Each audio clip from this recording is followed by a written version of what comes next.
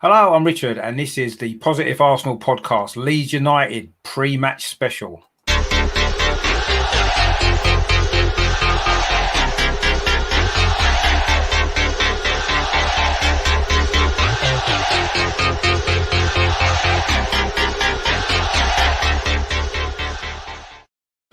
Hello, my name is Richard, and welcome back to my channel over and over and over again, which features everything to do with Arsenal. This is actually the sixth edition of the Positive Arsenal podcast already. We've had six already, wow.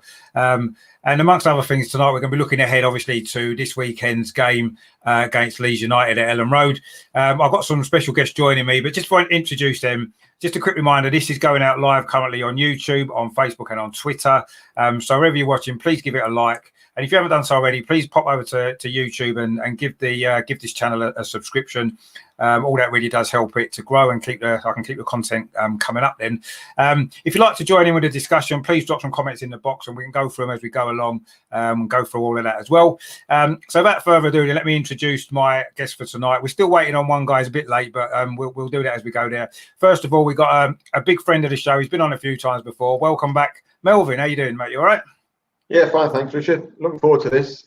My history with Leeds goes back a long time, so I'm really looking forward to this. Yeah, no, mine as well. Yours probably maybe even further than mine, actually. So that's going to be interesting. And also, as well, we've got a really, really special guest, actually. A bit of an enemy in the camp, if you like. He's a Leeds fan, but he's a great guy. His name's Mark. Welcome to the channel, Mark. Great to have you on. Yeah, thank you. Well, how are you doing? You all right? Yeah, really, really good, really good. Obviously, looking forward to this show tonight, and also, of course, the game on Sunday.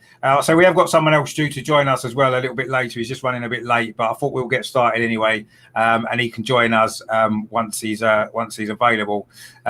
So that for now is your panel, and this is going to be the Positive Arsenal podcast.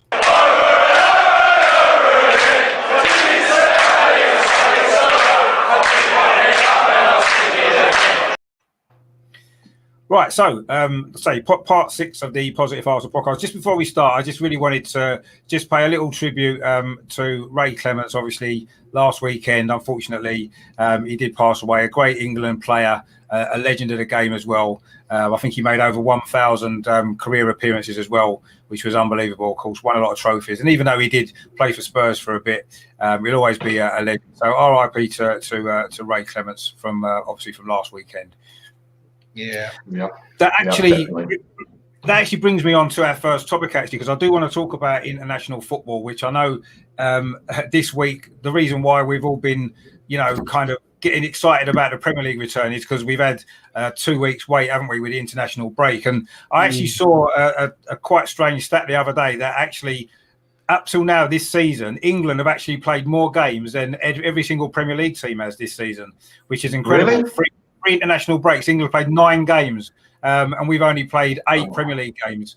I mean, that's just for November. We're in the middle of November, and England have played more games than Arsenal, and more games than Leeds, more games than Liverpool in the Premier League. Of course, we've got European games and stuff as well. But yeah, I mean, that's an incredible stat, that, isn't it?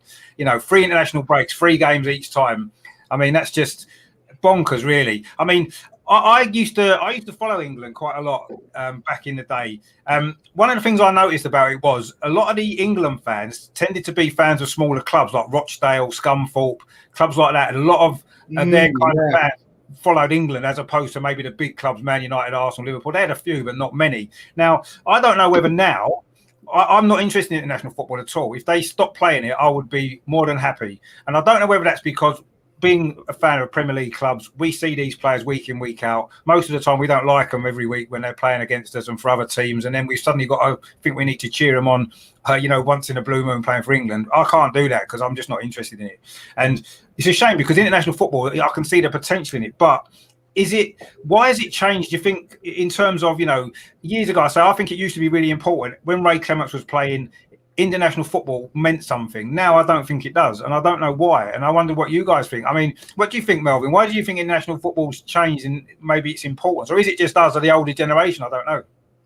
I've lost interest for a number of reasons. One of them being that you can't name really too many English players in the Premier League that haven't played for England. Like, everyone plays for England. When I was growing up, to play for England meant more. They had a nucleus of, say, 14, 15 players, and they played as a team, and it proved it over the period of time they played as a team. Nowadays, you get all these other guys thrown in and from all the different clubs, and they don't play as a team because they're not used to it. If that system worked, just throwing people in, you wouldn't have training sessions, would you? And number one, I've lost it that way. Number two, I think what's done it for me is that we played last week a couple of games. Some were friendlies, some of this new system of a European league that I didn't get my head around. And then you've got the it's like watching boxing and you're not sure what belt they're playing for. So you lose a little bit of interest in it that way as well. Yeah, that's true. And again, why have we got to play friendlies in this situation? With what's going on in the world, do we actually need the friendlies if we're playing 3 days later a competitive match? Mental, absolutely mental. There's other things as well, but I'll give Mark a chance. Yeah, I mean, what are your thoughts, Mark? I mean, obviously, I know Leeds haven't been in the Premier League for a number of years. So was international football maybe more important to maybe Leeds fans over the last maybe 10, 15 years than it's been perhaps to us watching the Premier League week in, week out, or not? I would say that quite possibly. I mean, me personally, I've not had any interest, I would say, at any real level of watching England since Euro 96. Because it was, Euro 96, I was sort of like 18, so it was that coming of age of being in the pub with all your mates watching the football. And I think the main reason it was the last real time that we saw Gaza play for England. But I would say that there is a small group of Leeds fans who haven't got that big aspirations if we weren't going into Europe and we weren't going to have these European competitions. So maybe the England team was an outlet for them to watch international football. But for me personally, I only tend to watch England now when a new manager comes in to see how we can maybe change the system and maybe improve on it. So I've watched a little bit of Gareth Southgate's England, and obviously Calvin Phillips made the England squad, so I showed a bit of interest to see how he got on, and of course Southgate in the first game plays him out of position. But they rectified it and he did all right. So if Calvin keeps playing, I'll maybe watch a bit more. But I think the interest really kind of went out for England in the fact that one of my biggest peeves, and it always been the biggest peeve, is too much money in football. And I think every realistic football fan will say the same thing. Now, these players, top-end players, are going to be more interested in the endorsement deals and adverts they could be doing. When obviously you play for England, you're playing for the pride. You're not paying for a wage packet at the end of the week. And like both of you rightly said, the pride and passion of playing seems to have gone. And I think this sort of started around the time that the big money was coming into the Premier League. Interestingly, I saw an interview with Rio Ferdinand, Steven Gerrard, and Frank Lampard, and they were discussing that they were probably the last real big England team that could have won something, and they probably were. But they said that's when it started, in the fact that when you were away with England, you didn't sit together. You sat with your teammates from club level. So there was no mixing, there's no cohesion. And that's why the midfield, from paper, with the likes of Lampard and Gerrard, we should have been smashing teams all over the place. But they didn't have that cohesion because they were spending 2 of the 3 weeks that they were away with the England team sat on different tables from each other. But definitely, I certainly miss the days of the big Wembley games where, like you said, the smaller clubs, the likes of Luton and Brentford, with the big St George's flags of Luton, England followers and stuff like that, and the Yorkshire Army up there with the trumpets and stuff like that. There's none of that. There's no atmosphere in England grounds when they're playing anymore. No, there isn't. I mean, the good thing now, I suppose, is the fact that now there's no more international breaks until I think March. So at least we've got now a run of 4 months of just the domestic football, the Premier League and the Cup. So at least we can put that to bed now. And, it seems to have been since the start of this season, just relentlessly international break after international break. And I don't think it's helped clubs to build up any kind of momentum and form. So now that's out the window.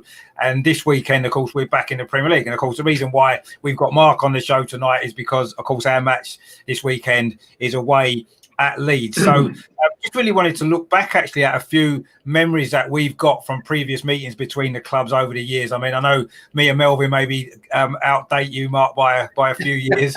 So our memories might go back a little bit further.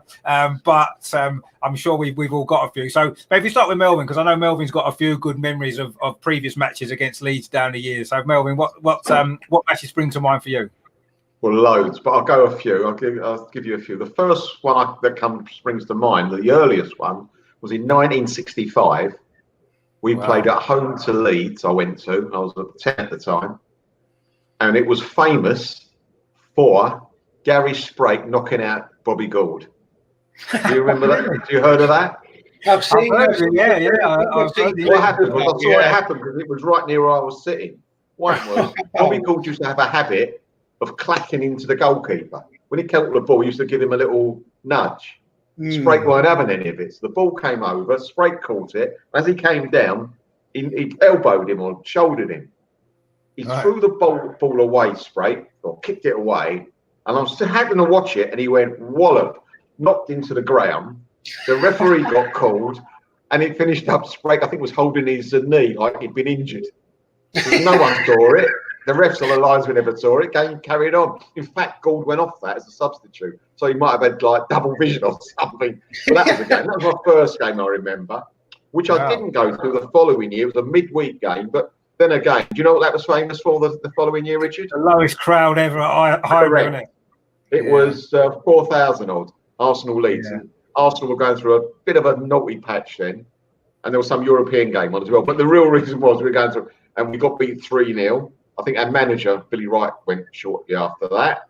Yeah, that's right. I went, the most upset I've been as a kid going to a game was, and dejected, when we got beat by Leeds in the League Cup final in 1968, I think it was, when Jackie Charlton had a new thing, Leeds came up, very clever, standing in front of the keeper from a from a corner. The ball came over, Jackie Charlton was in his way. It came out to Terry Cooper. And he had a very good shot. It went in. But what Leeds did after that, which I've never seen before, is they kept the ball. They kept wasting time. They used to go from one end of the pitch to the other to take a throw on. And I felt, I was only a kid at the time, I was like very, very upset. That was it. I mean, I've been also what they've done for me. I've been another League Cup, another final that Leeds beat us in '72. When do you remember when Mick Jones broke his elbow or something? Do you remember that goal, Mark? Yeah. No, I don't think I've seen that. Alan Clark scored, and as Mick Jones was a very good forward. He crossed it, and Alan Clark headed it in. But as he fell awkwardly, and he broke his elbow. He went up the steps, to get the cup, win it in a sling.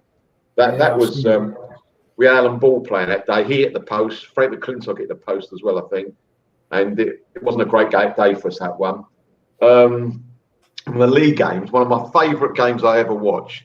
Home to Leeds in 1971, the year we done a double. It was the beginning of the season, and Leeds were favourites for the league. And Billy Bremner, as you know, was an unbelievable player. Him and Kelly were going for the ball, and all of a sudden he collapsed Bremner. No one knows the truth. The referee thought that Kelly elbowed him. So Kelly got sent off. Home to Leeds, we were the top team then, and we drew 0-0. That was one of my favourite ever 0-0 games, because both teams were going hell for leather. It was a brilliant game. Yeah. And as we were down to 10 men, though we were at home, for me, it was like a win. And that was that one. Where else? I've been to Leeds loads of times to watch Arsenal. Absolutely. What upset me when I went to Leeds, you beat us 3-0. And what upset me more than that, Mark, David Rocastle was playing for the other team. Your team. Oh, dear. See him in a white shirt, and he played fantastically. He was a joy to watch. He really was. Yeah, absolutely. And that was hard to take. I went up there as well when we got beat 1-0 near the end of the season. We were going for the league in 1990. That's the one that 99. Ben said don't talk about that one. Yeah, I remember that as well. Nelson Vibas didn't do anything at the far post, and he went to that one. I also went to one where first game of the season, we drew with you 2-2 at Ellen Road. No, 1-1, sorry, Ellen Road. Yeah, Ian Wright, wasn't it? Wright scored. I think Jimmy Hasselbank's first game when he scored a wonder goal. That was a terrific game. If it was, it'd be George Graham was manager. That's right, exactly right. And I tell you what was a wonderful game. I don't think you went there, Richard. I don't think you were there at the time. I don't know what season was it. 78? Yeah, 78. 1978. First game of the season, home to Leeds. So one of my favourite players for another team play, Tony Curry. Oh, remember legend. him? He was legend, exactly. He was like Gunther Netzer. Do you remember him, the German geezer? Same style as him. Tony Curry was different class. He glided over the pitch. He was super. And he scored He was a very underrated player. Very underrated. Yeah, I know. But a lot of players were. The Marshes of this world. You never got the. He was kind of a Marsh type player. Yeah. He never got the recognition, especially for England. Tony Curry was different. But my favourite player, Arsenal player at the time, scored 2 worldies as well, was Liam Brady. It was a 2-2 first game. Oh my God, he scored 2 magnificent goals. So those, I won't carry on. That's just a starter. Those are my memories with Leeds. There's loads of them, but that's my memory with Leeds. Really big ones. Absolutely brilliant memories, Em. I mean, unfortunately, you remember a lot of the bad games against Leeds as well, don't you? Cup final. I missed all of that, which is fortunate. I missed all of them as well. Well, yeah, you missed all the glory days at League One, didn't you? Unfortunately, I mean, what are your sort of memories of games against Arsenal? Then I suppose not so many recent years. I expect the odd FA Cup game here and there, but certainly in the last. I think I was looking at it, in the last 20 years, we've played maybe 4 times, and you've won all of them because we're all FA Cup games. But I think looking back at it, the first, I think I looked at it because I've always, it's like I was saying earlier, I do respect Arsenal as a team, but I hated playing against them because you were never expected to get a win. Didn't matter how good you were in the league. Apart from that, the first couple of years of the Premiership, because we were still an all right team. But the first real memory playing against Arsenal was, you probably both remember, the 1991 season when you won the league and we had to play 4 times in 2 months for the FA Cup. Yeah. We played you twice in the January and it went to 3 replays. Because I really do think, because we played some of our best football. We were the up-and-coming team because we had this amazing midfield of Strachan, McAllister, Batty. Oh, yeah. Being arguably, at the time, the best midfield in the country. But we just couldn't put anything away against you. And this was without Tony Adams, because Tony Adams was in prison at the time, still serving the back end of his driving sentence. So, I mean, I'd started following Leeds in about 84, 85. So I'd already seen this great, amazing Arsenal team. I was looking forward to seeing Tony Adams. And I'd gone with my best, watched one of the games. I think it was the first game at home, and I think it was a 0-0. It was either a 0. Oh, it might have been a 1-1. I think Anders 1-1. Yeah, Anders Limpard scored, didn't he? Yeah, he did. Yeah. There's another one that don't get mentioned enough for me. Anders Limpard, unbelievable. Yeah, terrific player. Very good player. But so I was looking forward to seeing Tony Adams because it was just he's my favourite player from another team, Tony Adams, just because of the way he led on a pitch. And when we go back to talk about England, he led that England team with. Yes, he was probably a strict, driven person. That's just what made him successful. And that's another thing that international teams miss is players like Tony Adams and your Terry Butchers that would take a bat for the team and come back on with a bandage soaked in blood. So I was looking forward to seeing Adams, and then my mate's dad said, no, he won't be seeing him. He's in prison. I was gutted.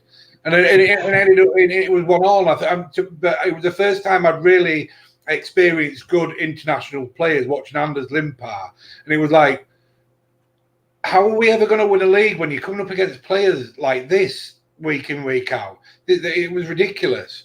So that was the first introduction to Arsenal. And then the opening I think it was in the opening weekend of. I've written it down because I was ball boying. 3rd of September 1991. Opening, it's sort of like maybe the second game of the season. Was that the 2-2 draw? 2-2 draw. Yeah, we went 2-0 up. Alan Smith scored first two goals, and then that's right. we came back and McAllister and Strachan scored. Yeah, I remember that. I was ball boying. We were sat down at my position was I was down by the corner flag at the north stand at the Cop end, and I got to hand the ball over a few times to these Arsenal legends who were taking corners. Merson may have taken a couple. Wow. I can't remember. But it got to half time, and in those days, the ball boys used to have to go sit in the laundry room and have a cup of tea at half time. So we're all, because it used to be, they used to do it teams from the area each sort of week rather than now they use the youth team and stuff like that. So like me and all my mates are sat in this laundry room. I'm sat on top of a tumble dryer and it's whirring away. And there's a knock at the door, and like the assistant coach of the youth team sort of like opened it, and it's Paul Merson. He sort of like sticks his head and he sort of says, "Just wanted to say, boys, you're doing a grand job there," and stuff. Walked in and shook all our hands and everything. Wow. And that moment, because Paul Merson and Gaza were my idols when I was growing up. So that moment, it rates up there with when I got married and when my kids were born, was the fact that I got to shake Paul Merson's hand when he was playing some of his best football. Wow, what a story. And then unfortunately after that, every I mean we picked up odd wit games here and there, but the ones that really stand out are the Invincible season. You played us 3 times. You played us. We seem to get you in the FA Cup every year somehow. I don't know. Yeah, a lot. Yeah. In the Invincible season, you played us twice at Elland Road. You beat us 4-1 both times. You scored first in one of them, didn't you? The FA Cup game, I think. Yeah. Yeah, and then but at the return leg at Highbury, because we watched on Sky because we didn't travel to away games much.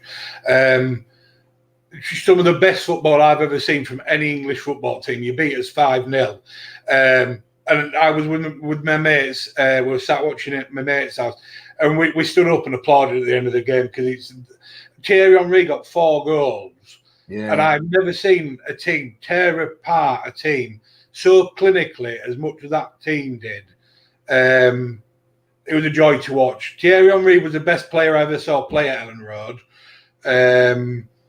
because it wasn't just his skill and his ability to put the ball in the back of the net, because he knew what he could do. The man was proven season in, season out.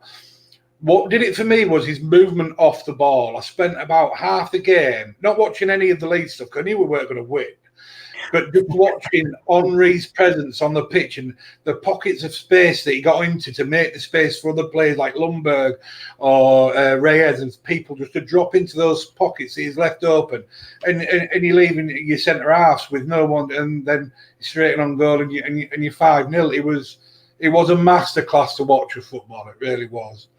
But yeah, not many wins for my memories, unfortunately, but some good matches, definitely. Yeah. That 2-2 draw. Kesh is here, everybody. Kesh is in the house. Hi, Kesh. You all right, Mel? You all right, Mark? Yeah, not too bad, mate. You all right? Good, you all right? No, I'm not too bad, thanks. Yeah, good. Just so we were just talking about, first of all, international football, and now we've moved on to memories of Arsenal versus Leeds matches from years gone by.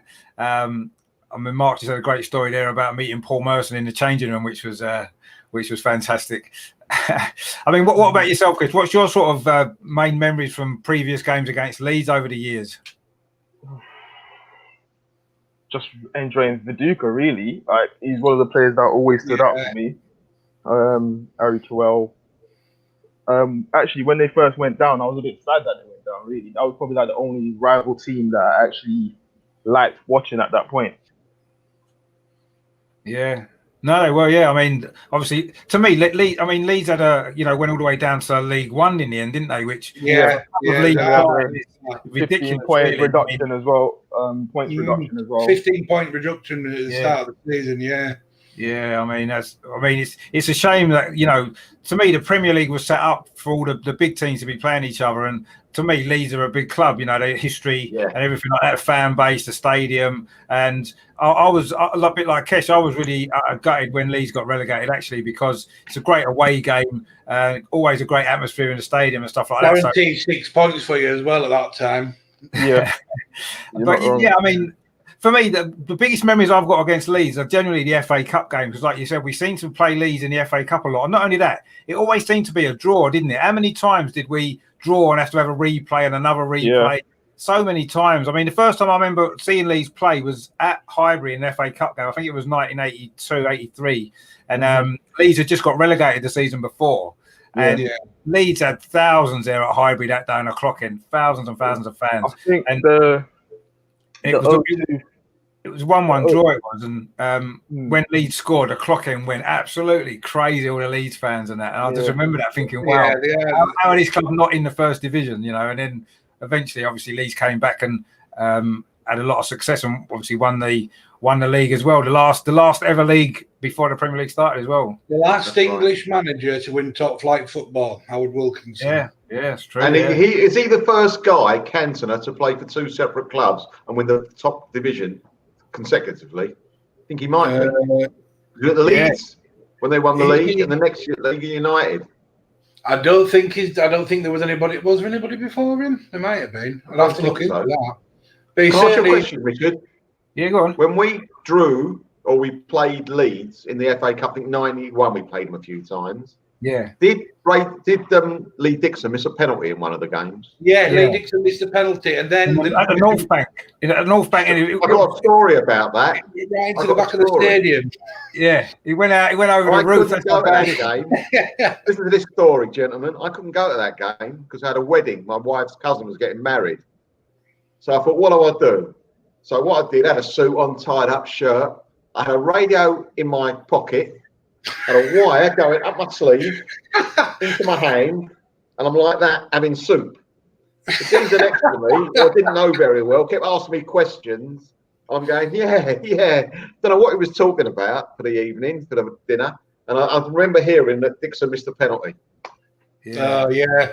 I mean, because I remember in the return leg, if I'm right, the very next game, which I think was the second replay, so like the third game, Dixon. It might have been because Lee Dixon and it was playing at the back then. Winterburn, Andy Linnigan. Obviously, because Tony's in prison at this point. Lee Dixon played this. Did he play this 1-2 with Andy Linnigan, and then Dixon buried it? Yeah, he scored. Yeah, I was gutted. It was one of those the two players. There's always 1 or 2 players for Arsenal that when they come to Leeds, you think, oh, why do they have to be on the team sheet? Lee Dixon was one of them because it was probably the first fullback that I'd ever seen backwards and forwards just constantly the entire game. I mean, it was before the days that I was only young, so I was probably about 13 at that point. I'd never thought of steroids or anything like that. But he must have been on something because that bloke never stopped running. And then, of course, the next one was Andy Cole. He was Ashley Cole, sorry. He was another one that never stopped running and an amazing left peg on him. There's always players at Arsenal that you just wish weren't on. Unfortunately, in 2004, you just wish the bus had crashed, really, because every single player on the team sheet, you're looking at, you thinking, I mean, yeah, our team isn't terrible, but you look at that, that's just a world above that. Yeah, it was. I mean, there were great days, obviously, for Arsenal, really. And it's just a shame now that, we're not quite at that same level again. But I'm sure. eventually again, hopefully. But I mean, we'll see. I mean, the next thing I wanted to come on to was, I mean, over the years, there's been a lot of players who have played for both Arsenal and Leeds, quite a lot in recent years as well. I just really wanted sort of a few kind of memories and thoughts of them. I mean, I know there's one that that Melvin will remember quite well. Do you remember him, Melvin? Hankin. Is that Hankin? Hankin, yeah. No, that's John Hawley. I'm sorry, the other one, Hawley, John Hawley. Yeah, John Hawley, yeah. He was Hankin terrible. And Hawley came about the same time. Yeah. They're around about the same era. We couldn't get a centre forward. 1981 we signed him from. In fact, I think he was at Leeds first. He went to somewhere else and then we bought him. Sunderland. Yeah, he played at Leeds. He signed for Leeds the year I was born, so I don't know much about this bloke. But all I know is he sort of played one season for us. We bought him for 81,000 from somebody like Hull or somebody like that. Yeah, I think it was Hull. And then we sold him a year later for 220,000. So we didn't do too bad out of him, really. He's like the top scorer for one season and sell him for 130 grand profit. I think his best game for us, I think his best game for us might have been the last game of the season. We played home to Southampton, I think. Southampton. He scored twice, didn't he? There we are. Just from memory. He scored twice. He looked fantastic, and then he didn't play for us again. I think we had already made up our mind that he was going. I think the director. So he went. So John Hawley, 100%. Yeah. Do you remember him, Kesh? John Hawley? No, I don't. Actually, don't. That was before your time, was he? Yeah, way before my time. You're a bit too young for some of these. And now this is a player that I know me and Melvin won't particularly like, but I'm sure Mark will have better memories of him. Oh, I thought you were going to put him up. I thought you were going to put him up. The 2-foot tapping king. Yeah, he scored a few goals for you guys, didn't he? He was absolutely useless for us. I think he got, I think it was something like 131 goals. Yeah, that's amazing. But none more than 7 yards away from goal. It was the original. He had a good header. They could head a ball. It was the original goal poacher. It really was. But it worked for the style of football we played. When you had this midfield of Strachan, we had so many options. We had Batty, McAllister, Strachan. Obviously, we had Rocky for a season. Rod Wallace. You had these dynamic players pushing forward, and they were taking shots, and he was just there to clear up. So he did an amazing job for us. But the thing is always going to be remembered for most is the fact that it was because of him that Cantona left, unfortunately, because of the indiscretions between Eric Cantona and Leslie Ash. Really? I would have told himself, but because at the time he didn't have. He'd just bought a house, but he was spending a lot of time crashing round at Lee Chapman's house. And while Lee was out playing poker or whatever these footballers did in the 90s, he was sowing his wild French oats with Leslie Ash. So the story goes that Chapman went into the director's office and said, either he goes or I do. And for whatever reason, they said, I know what we'll do. We'll sell Cantona for $1 million to Manchester United. And that United didn't want to buy him, did they? He was phoning up, the story goes, Ferguson, to buy Sheffield Wednesday David Hurst or something, wasn't it? Yeah, Hurst he was after. Well, it was a weird one because Cantona trialled at Sheffield first. He was never due to come to Leeds. But the story goes that Howard Wilkinson was mates with one of the physios or something at Sheffield, and the physio phoned him up, and they knew that Sheffield couldn't afford to go in, so he phoned Howard Wilkinson and said, "Here, come have a look at this lad." So he was there the day that he was trialling for Sheffield. He said, "Yeah, send him down mine next week," to his agent, and then we signed him. And he was genius. Pure genius was Cantona. Yeah, quality. Yeah, he was, but Richard, he scored against us, the winner at Sheffield Wednesday. He played for Chapman, I think. Yeah, we scored Sheffield Wednesday.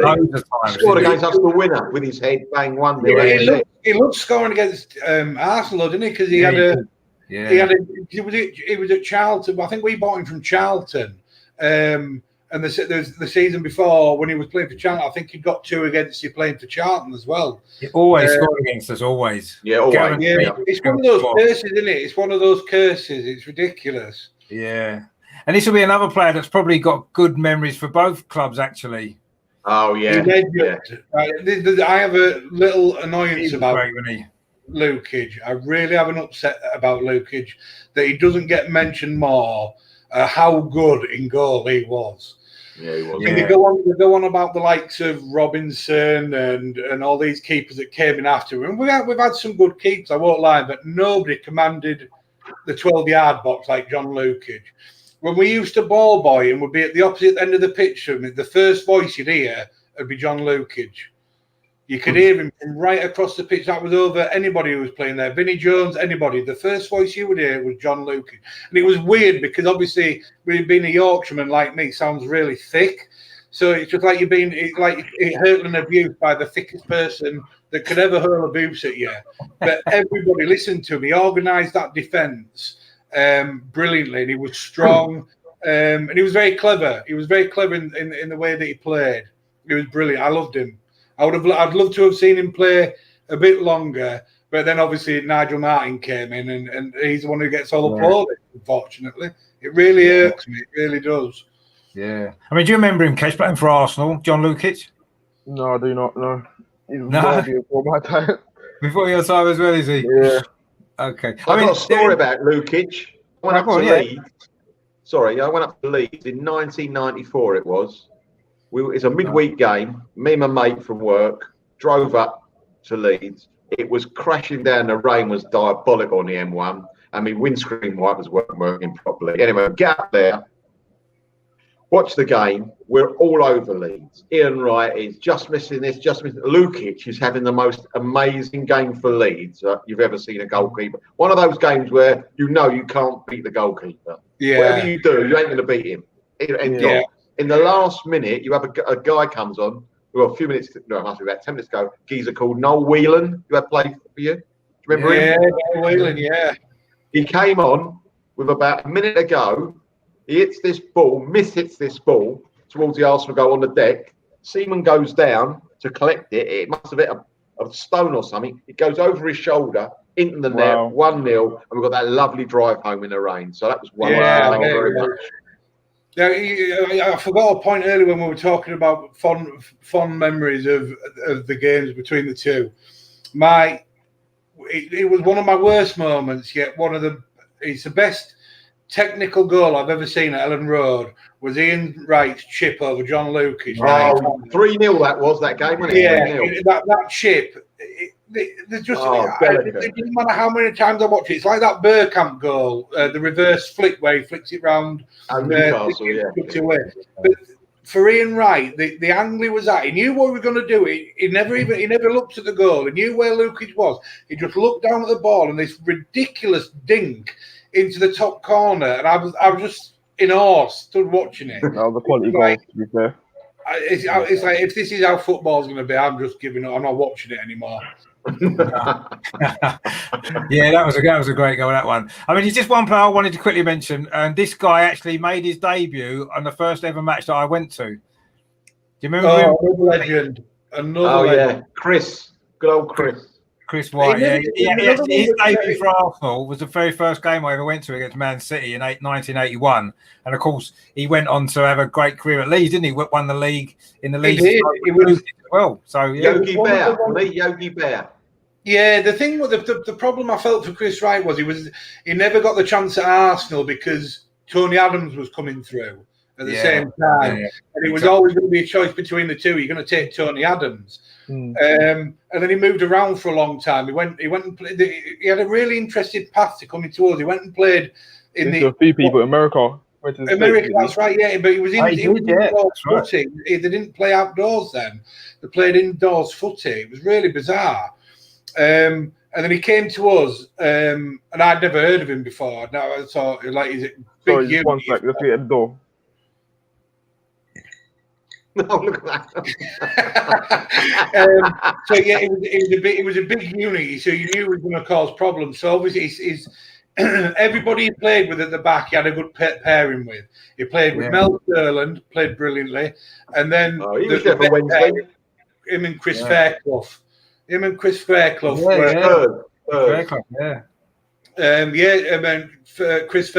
was unbelievable at the back with him.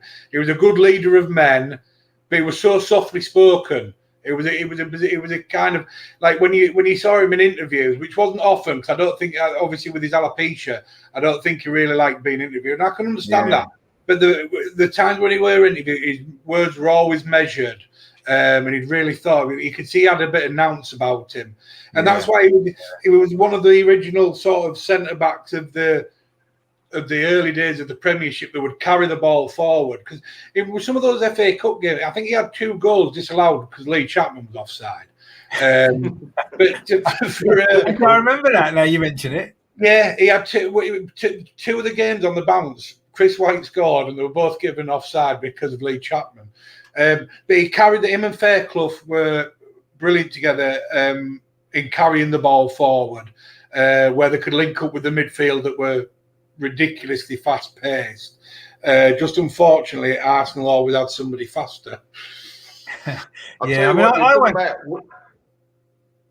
I always quite liked Chris White, actually. When he was at Arsenal, I always thought he was a good player. Very composed, wasn't he, with the ball, like you said? Yeah, very composed on the ball. And I thought he was a decent player. And he maybe didn't get enough opportunities at Arsenal because of Tony Adams. In the end, Tony Adams kind of took his place and he drifted out of the Arsenal team. Yeah. And went to America. Was Keown around then, Richard? Was Keown around? Yeah, well, Keown came through a little bit later, didn't he? But Keown only had 1 season at Arsenal and then left, didn't he, for Aston Villa, I think it was. That's right, Or Everton. He went one of them 2, didn't he, first? And then, so Chris White, but by that point, I think he had lost a bit of interest. And like you said, he went to America and then he came back at Leeds. Yeah. For Leeds. I mean, he was unbelievable. He was a great leader. Again, he sort of like, for me, paved the way for players like Rio Ferdinand. And Fairclough was another one who paved the way for these younger black defenders, Sol Campbell and Ledley King and players like that. Certainly from London, there were some brilliant players in defensive positions that were coming from black communities, and I think the likes of Chris White and Fairclough paved the way for them. Ledley King. Yeah, Ledley King. If he hadn't been injured, he'd have been an England captain. Phenomenal player. He'd been a legend, that lad. He really would have been. But you had a legend. You had a legend, Mark. You're talking about centre halves. What about Radaby? He was one of the best. The Chief, Kaiser Chief. He was superb. Didn't that band name themselves after the fact that was where he played for, didn't they? The Kaiser Chiefs. That's right. The band name was the Kaiser Chiefs of South Africa. Yeah, it's brilliant. But he was very much, Lucas Radaby, very much in the mould of Chris White, in that he was very methodical about the way he spoke with people. He was a hard man on the pitch, but he wasn't dirty. And Leeds, certainly Arsenal to an extent, over the years, we've been known to have dirty players in defence. I mean, I wouldn't want to come up against Tony Adams in a corner. Not a prayer. Nowhere near. But the players like Radaby and players like that, they kept it hard, but kept it neat, tidy, and fair at the back. Yeah. But we've done. I mean, we had Ferdinand, we had Woodgate, who played well at Leeds, and obviously Woodgate went on to flop at Real Madrid and players like that. I mean, Russ has mentioned that there, the Champions League side that you had, that Champions League, what was it, semi-final you got to, didn't you? Against Valencia. Yeah. Yeah, and they went on to lose in the final. But then you look at they were like the year before, 2 years before, we played against Galatasaray. Obviously, unfortunately, when the 2 fans got stabbed over there. Oh, yeah, remember that. Yeah, remember. And I think it's interesting that I know we've still got another lad to talk about that's played at both clubs, but 2 managers that got us into those European finals. One was George Graham, and one was David O'Leary. Yeah. I mean, the change Leeds with the old Arsenal ethos of building from the defence, and it worked wonders for us. And then Peter Ridsdale gets rid of David O'Leary while we're in 4th place. I always wondered what happened with that, because he had a good run at Leeds, didn't he? David O'Leary's manager. Brilliant. Top 4, top 5 every season, weren't you? And then suddenly he's got rid of him. It's like, what happened there? And he's never really come back as a manager, has he, anywhere else since? He never recovered from it because he went from us, and then he went to Villa. I think he went to the Middle East, didn't he? He went to Villa first. But then Middle East he went. Yeah. But no, he's never. I mean, I'd welcome him back. I know a lot of Leeds fans would still have him back now. Obviously, once Bielsa's run his course, we don't know when that'll be. But yeah. Did he play for Leeds, David O'Leary, or just managed? He played 12 games. 12 games in one season. Right. Just after he left Arsenal, then he became manager, didn't he? Straight after that, I think. That's right. Yeah. Yeah. No, he did really well. I mean, the last sort of Arsenal and Leeds player that I really want to talk about, probably one of my favourite ever players ever to play for Arsenal. This guy, what an absolute legend! That man is a legend. Just can't really mention Arsenal and Leeds without talking about Rocky, can we? Definitely because obviously Arsenal sold him to Leeds, which was a crazy decision. I felt at the time. I think everybody did. Of course, Leeds had won the league that season before, and then we sold him to the reigning champions, which made even less sense than selling him anyway. There's some story about there was something to do with George Graham knew that Rocky was suffering with some injuries, and they knew that he wasn't going to play that much, but he kept it from Leeds. Leeds didn't know this at the time. And unfortunately, he was quite injury-ridden playing for us. I think he managed 28 games in total, I think, and he got 2 or 3 goals. Yeah. I remember when he made his debut, and he was against Stuttgart. Unbelievable. He ran them ragged, but he could only manage sort of like 60 minutes, and you could see he really struggled. But he's one of my favourite memories of watching Arsenal. He was a beautiful player. Say that again? Yeah. We're talking about Rocastle. Oh, yeah. Yeah, I've never seen a more... Robbie Fowler's the most gifted English striker we've ever had, the most natural. I would say Rocky was the most natural ball carrier I've ever seen. It's like the ball was glued to his feet. There was nothing he could do with a ball. He could do absolutely everything. He dances. He was majestic to watch. It really was. It was, and he was strong as well. So strong. Well, that entire Arsenal team was ridiculously strong. Even little weaklings like Ray Parlour was strong. It was mental, the amount of strength that they had. But I would have loved to have seen him. I wish we'd had Rocastle maybe 2 or 3 seasons before. No, definitely not. Definitely not. I mean, for me, he's literally one of the best players I've ever seen play for Arsenal, David Rocastle. He had literally everything, didn't he? Pace, strength, skill. He could score goals. He could set up goals. He could defend when he had to. He was just no way really. Didn't he? Oh yeah, he played with his heart on his sleeve every game. And this is what's an interesting comparison between football, even in the 80s and 90s, compared to now. Yes, technically, we've got better players, the likes of Neymar's and Ronaldo's. They are what we would class as technically better. But there's no way they could do that on the pitches that we had to play on in the 80s and 90s, because those pitches, oh man. Shocking. It's true. Especially when you guys used to come up to Ellen Road. If, like you were saying, Melvin, if it had been raining, that pitch was like a mud bath. You pass the ball 2 yards. That was it. They couldn't. Can you imagine these players nowadays trying to play on these uneven pitches with grass that's maybe 1 millimetre over the length that they prefer? Yeah, they wouldn't. It wasn't grass, was it, Mark? It was a mud thing, a lot of it. Where the goalkeeper stood was all mud. The semicircle was all mud. Yeah, sad. That game you were talking about earlier, Melvin, that 3-0 when Rocastle played for Leeds against us, and he was brilliant when we lost 3-0. Do you remember that was when they were doing some work to Ellen Road? The away fans were along the side, and it was all open. There was no roof, and it absolutely chucked it down with rain all game, didn't it? I remember that getting absolutely soaked. Yeah. I remember that to the station afterwards. There was a reason that they did that, though. They said what they reckon is that where the away fans were going to think they were going to keep the roof off, so it'd keep the fans quiet. Was that the idea of it? Yeah, I remember that. I agree. If you go back to the days of Don Revie, Leeds have always had some backhand plan going on. They've always had some backhand plan going on. Yeah, no, it would doesn't surprise me. Yeah. I've got a very, very close friend who lives in Leeds. I met him years and years and years ago. We got talking, and he goes, "Who do you support?" I said, "Arsenal." He said, "I hate Arsenal." I said, "What do you hate Arsenal for?" He said, "You got John Hollins playing for you." This is when John Hollins was. I said, "Nobody hates John Hollins. He's the nicest footballer you've ever met. He scored against us in the FA Cup final when he played for Chelsea."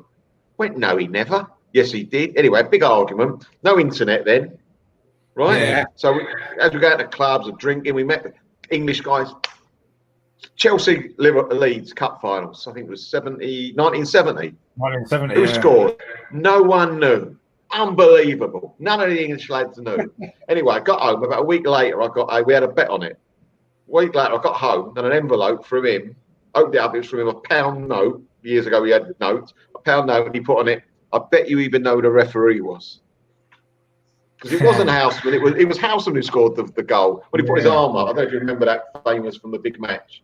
He scored the goal. He, for some in his head, it was Hollins. So we've been friends ever since. He's a lovely guy. Ben's got a good point there, hasn't he, about Lacker and Willian.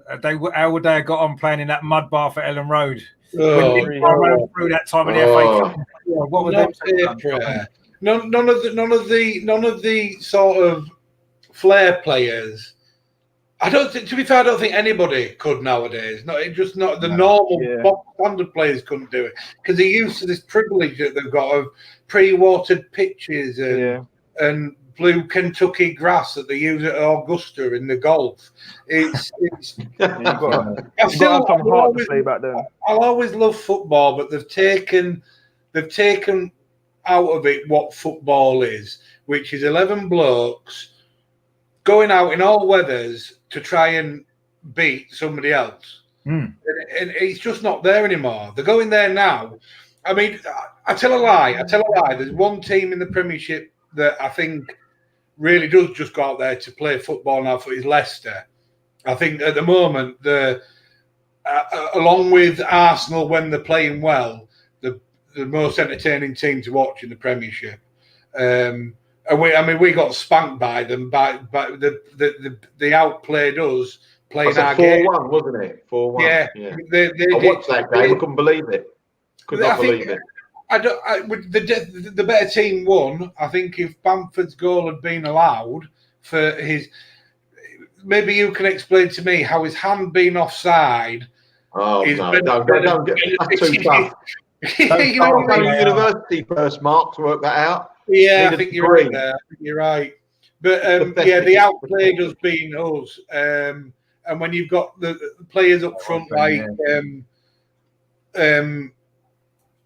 Tielemans pushing forward from that cam sort of role, Jamie Vardy with his pace and Barnes on the wing, you're just going to get spanked if you haven't got a strong enough defence. And unfortunately, as we're going to talk about the teams that we think for this weekend, we've got one big problem in our defence at the moment. And I can guarantee he'll be playing on Sunday. I mean, sort of moving on to sort of this week's game, you know, which is obviously what we're kind of quite excited about. I think it's going to be a great game. Who are sort of going to be the danger men? If we start with who we think is going to be the danger men for Leeds, sort of from our point of view, who are we worried about? I mean, Kesh, who are you sort of worried about in the Leeds side against us on Sunday? That's going to cause us. I think it'll all be down their right hand side because, as you know, our right hand side with Bellerin and Alden over that side, we tend to get attacked a lot. I think you have to look out for the likes of Harrison on loan from Manchester City. Yeah. You've got the likes of Dallas, who's going to be giving overlaps as well, who I think is a quality player. I think Basile, he's found a way to fit in Rodrigo as a 10 playing in behind Bamford. Yeah. I think it's working quite well. And that's the thing with Basile. He's the sort of guy that tends to find solutions because when you look at that Leeds team, they don't tend to have an out-and-out number 10 apart from what Spanish lad is it? Hernandez, but he's getting on a bit now, so he found a solution of a replacement in there. I do feel maybe there's a guy called POV. Is it Povin? Pavedi, the Yeah. right wing, yeah. He's a quality player as well. So I think anyone over that side, I think will kind of threaten Bellerin and Olin over that side. Yeah. No, that does concern me. That's obviously Aston Villa. That's where they punished us, wasn't it, in the last They game? knew what the game was, didn't they? They knew the game. Yeah, and I think Leeds will as well. I mean, Bielsa knows what he's doing. I mean, to be fair, if he can get this guy scoring goals in the Premier League, he's got to have something about him. Because I never ever thought Patrick Bamford would ever be good enough to score goals in the Premier League, and yet he's been firing in nearly every single game. I mean, I'm actually worried about him I never thought I'd say this, but I'm actually worried about Patrick Bamford on Sunday, what he might be able to do to us. With I think that Rodrigo's a good player as well, actually. So he's a bit concerning for me because I think he's the sort of player that will cause us problems because he's tricky, isn't he? He's got that little bit. He's very. Also, they got a special talent there as well, a Brazilian kid, Rafrina. Yeah. Was it Rennes he came from this summer? He is a special talent. He's ridiculous. The thing is, I mean, they're very good, valid points. I think it depends on which way he's going to go. Whether he's going to play Hernandez to start with, and then bring Rodrigo in because obviously Rodrigo had COVID and he's returned to training this week. And look at that hairstyle! What a mess. I'd love for Rodrigo to start because he doesn't have the passing ability that Hernandez has. The thing that Hernandez has got, even though he's like 36 years old or whatever he is now, and he's lost his pace, doesn't have the fitness level, I'd still put him on the team sheet because he's got 10, 15 yards in his head before anybody else sets off. Yeah. The goals at the end of the championship last season, he'd get Calvin Phillips would lay the ball into him. He wouldn't even look, and he'd know where Harrison was, and he'd release it 50 yards to his feet. And that for me, I want to see players like that on the pitch. Rodrigo's good at what he does, but he hasn't got that ability yet. I'm sure he'll probably learn it with Bielsa. I think what it is with Rodrigo, his main position is probably a striker, but what it is with him, over the years, he's never been a goal machine, shall I say. Like, he's led the line for Valencia, but he's never really scored many goals. But what it is, he gives us a threat. Like, if you know Bamford's running in, you know you're always going to get a second body in there as well because that's his instinct to get on the end of chances. Yeah. So I feel that's an option that could trouble Arsenal, having two men in there at the same time. But I do feel though, if you do play Hernandez and Arteta does go with the three at the back, it then kind of isolates Bamford up there by himself. So that's why I feel Rodrigo has to play this game. Yeah. You made a good point, Kesh, about having another second body in the box, and that's what Arsenal's been lacking this season.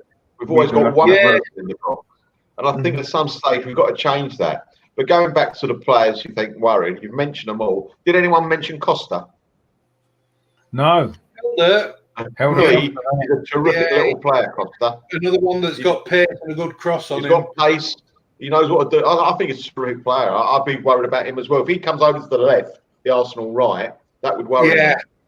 That's what one of Bielsa's great tricks is that he can put his team out, set it up how he wants to start, and within 2 minutes he knows if it's going to work or not, and he'll just pass the word along. And the formation has changed in the first 5 minutes, and nobody that we're playing against knows what's going on. But these lads are prepared for it week in, week out with these ridiculous training sessions that they do. That they have the ability to do that, and he's now got players on the bench that if it's not working with Hernandez, he'll drop him in the first 5 minutes. He doesn't care, and he'll put Rodrigo on. Or if Helder Costa's not working on the right, he'll swap him on to the left, and Harrison can go over there, and then Paveda will come on later in the game. So thankfully we do have options in the depth of the squad now, which is something that we've lacked for the last up until Bielsa came, I would say we've lacked it for the last 20 years, and this has been the big problem. Mark, did you hear of that manager before he came to you? Weirdly, everybody's was saying to me, this, we've signed a Bielsa. Can you believe it? I was like, I have no idea who this bloke is. Like, more like me and my mates was like online Bielsa, and you're looking at me like, well, yeah, he's done an all right job with Argentina. Did well in Spain. He's done well, did brilliantly in Argentina. Brought through some great players. I was like, still, I'm a bit unsure about him because I don't know what his management style is. Apart from he likes to murder players at training sessions. And then within the first 4 games, of his first season, you were like, yeah, I know why they like him. We weren't pleased. We still weren't the finished article of where we were in the championship, but you could tell the difference in what he did with Calvin Phillips in 6 games. He moved him from that box to box player to the holding midfielder. Register, basically a little register kind of position. Exactly. He's turned him into an England international. Yeah. I think what it is with Vasile, he's a manager with structure, and he does not stray away from that. Like, even when you look at his backroom staff, they all follow him. Like, they don't just go off and do their own thing. They stick together throughout the years. Yeah, it's a big thing. And if you watch one of his previous clubs, I think it was Lazio, like, if the board doesn't back anything, he doesn't just stay there and be a prisoner. He just walks away. He will let you know. I think it was Lazio that he quit the same day. Yeah. I mean, that's you just don't hear of managers doing that. Sorry, the same day as what? What did he do? Same day as he got the job. They basically went away from what they promised him, and he said, "Nah." Well, after one day. It didn't even last the full day. He turned up at Lazio. Wow. He turned up at Lazio to sign the contract, and somebody had let him know that they weren't going to bring in somebody to the training ground or something like that. And there was a press conference all there, and he just walked out, never went back. Wow, that's unbelievable. You've got to be strong to do that, haven't you? Yeah, confidence in your ability. You can see he's a little bit different, can't you? The way that he is on the side of the pitch, everything about him. I mean, you can't tell me he doesn't speak English, and yet he has an interpreter to do his post-match interviews. He definitely speaks English, doesn't he? It's very clever doing that, though, isn't it? Clever. Yeah, of course it's very clever. Yeah, it is very clever. Part of the show. Yeah, of course it is. Yeah, and you can just tell he's a little bit different, and I quite like that. Lost in translation, Richard. Yeah, no, exactly. Yeah. I think Unai Emery should have done that as well, shouldn't he? Should have got an interpreter in to do his press conference. And one of the ways because he slipped up in an interview, and he was saying he was giving it all the Portuguese and all that, and then the translator was saying, "Oh yeah, but he played wrong in that position," and he turned around and he said, "No, I never said that," and I was like. English, but he's what we'd call he reminds me of. He's like a Spanish version, Portuguese type version of Brian Clough, who just tells you how. Yeah, actually, it's like all the hassle with the spying on Derby. Derby game, spy game. Yeah, and he comes out like, "Well, I've done it every game I've ever managed." I'm like, I love you. And the fact that he paid the fine out of his own pocket, he wouldn't let Leeds pay for it because that's the way he works. Like when he was Argentina manager at the World Cup, he purposely got his house above the training area of all his other teams, so he could watch all the rest of the teams train and just make notes copiously for like 12 days before they played the first game. And that's why they did so well in the Olympics or whatever tournament it was. I just love him. He doesn't care one bit. No, he's definitely a one-off, isn't he? And, I just think too many managers these days that they're very similar, aren't they, in the way that they handle themselves, the way that they set their teams up. But he's a complete one-off, and he just does it his own way. And like you said, he doesn't care. And that's actually quite refreshing, I think. And, on that basis alone, I've since he's come into Leeds, I've kind of want them to do well, because it would show that you don't have to be this regimented type manager, that there's just so many of them. It's like a production line of coaches now. They're all exactly the same, aren't they? Yeah. Same ideas, the same, that they present themselves to the press the same. And it's nice that he's doing something his own way, and it's working because he's been successful. You know, he's got Leeds back in the Premier League, and you know, they've had a reasonably decent start to the season as well. So, I mean, just moving ahead then onto the predicted starting lineups then for the game. I mean, I suppose there's two sort of sides to this really. There's maybe the starting 11 that we individually would pick if we were in charge, and there's the starting 11 that the manager's going to pick. I mean, what about you, Kesh? What would be your choice if you were the manager for Sunday? What team would you go with, bearing in mind the injuries that we've got and the COVID situation? Ideally, I would change to a 4-2-3-1, but I'm going to keep it as realistic as possible. I'm just going to go with what I think Mikel will continue with, and that's the three at the back. Yeah. For me, I'll go with the likes of Louise. I'll put Gabriel in the centre. I'll put Tierney, and then I'll play the likes of I'll play Ainsley at left wing back, Bellerin right wing back. I'll push Saka up a lot further. Possibly left wing, and I'll put Aubameyang up top with Pepe out wide. In central midfield, I will go with the likes of Partey and Ceballos. Partey's injured. Is it confirmed, or was he resting? Yeah. No, he's out. He's out. Oh wow. So it's gonna be. We know what it's gonna be. It's gonna be Xhaka and Ceballos. Yeah. Oh god. Probably. Yeah. Unfortunately, Thomas Partey is injured, so he's going to be missing. So that's a big blow, really, especially with El Neni can't play either because of his COVID-19. Typical Arsenal, isn't it? Get a new signing. Yeah, it is. It is typical Arsenal. Yeah, but hopefully he's not missing for much longer. But I mean, yeah, it's a shame because this would have been a game I think he would have done really well in as well. But unfortunately, it's a game that would have suited his style of football. Yeah, exactly. Leeds, they run for the whole 90 minutes. They're in your face. Yeah. And Arsenal don't tend to do well when we are playing up against the midfielders that are always running. And when you got the likes of Xhaka in there, who's not going to be have the athleticism or the endurance to be in there running and chasing his man and sticking with the runners, we're due to be in for a hard day. I mean, Ben's put an interesting team there. He has gone with a 4-2-3-1 with Ceballos and Xhaka with Willock just ahead of them. And then, obviously, Saka, Aubameyang and Pepe as a front three. That's not a bad side, that, actually. That's a good side. I wouldn't mind that one, actually. If that was a team that starts, I'd be quite happy with that. I just don't think it will be. I mean, what do you think, Melvin? What do you think we're gonna do on Sunday? Do you think we're going to change the system? Because it's not working, is it? No, it's not working. I think he will change it, but I think he's going to have a back four. I think, not me, what he's going to choose. This is what I think he's going to do. It'll be Leno, be Bellerin, be Louise, it'll be Gabriel and Tierney as our back four. In midfield, I think he's going to put Ainsley, Maitland-Niles in. I think he's going to put Ceballos and, I'm afraid, Xhaka. Up front, he'll probably still play Pepe, Lacazette and Aubameyang.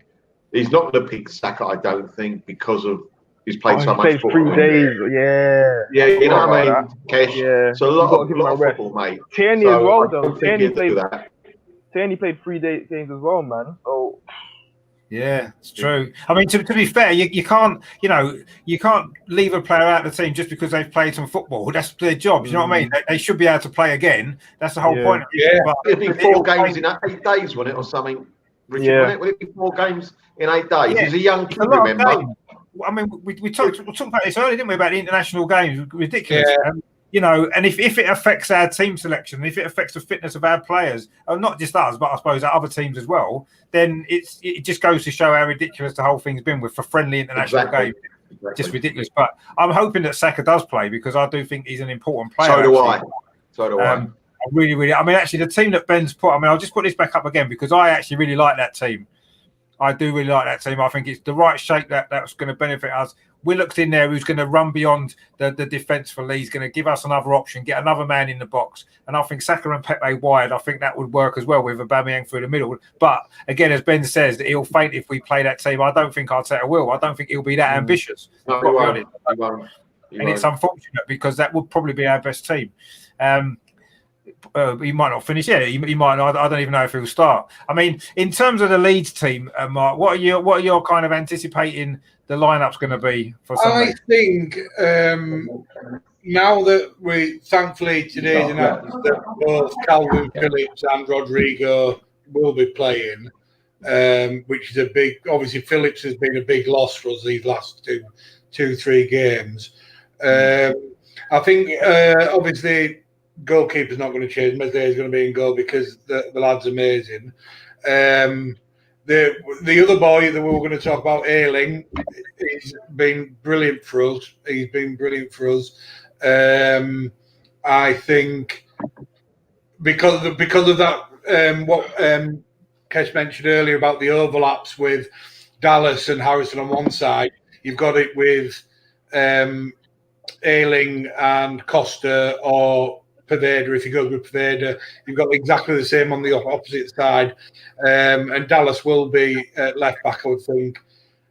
2 centre backs, he's going to go with, I think Llorente is still injured, so we'll go with Koch and Cooper. And for me, unfortunately, Cooper's the big risk because, yeah, he's our captain, but I'd love Llorente to be fit because I'd have Llorente and Koch before Cooper.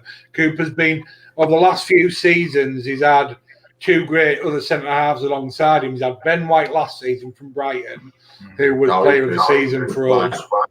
And the season before that, he had the big Swedish boy, Janssen, who's now at Brentford.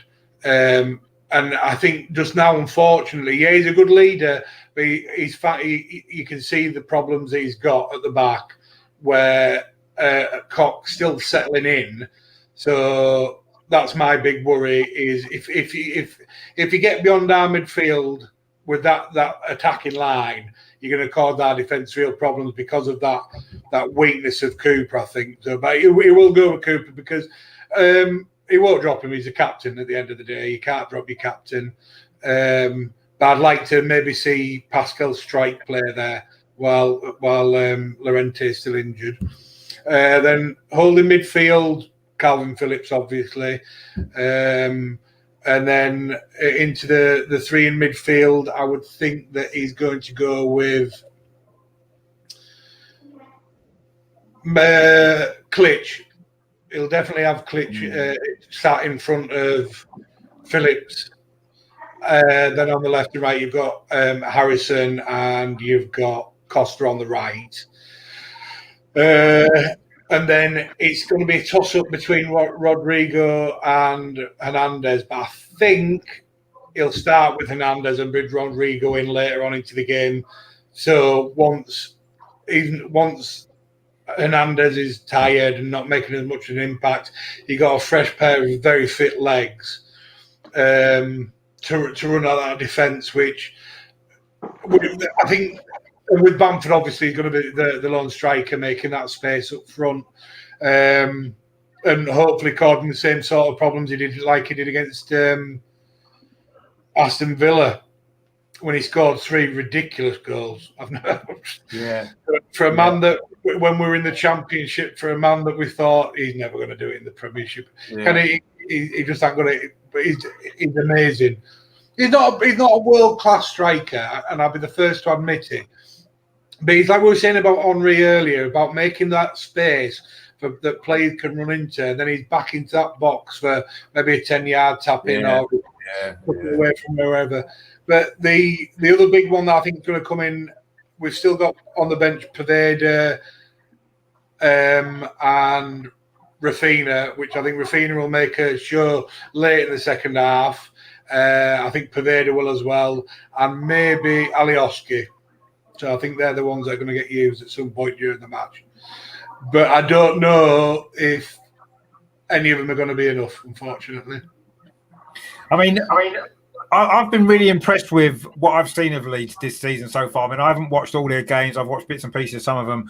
I know the last 2 results have been not really what was expected. 2-4-1 defeats back-to-back against Leicester and Crystal Palace. I know the Crystal Palace game was a bit different because a goal disallowed and what have you, and it was a bit unfortunate. But I mean, I've been impressed with Leeds, the way that they've approached the games. You know, they went to Anfield, had a go, were unlucky to lose. You know, they played Man City, got a draw, really played well that game. Yeah.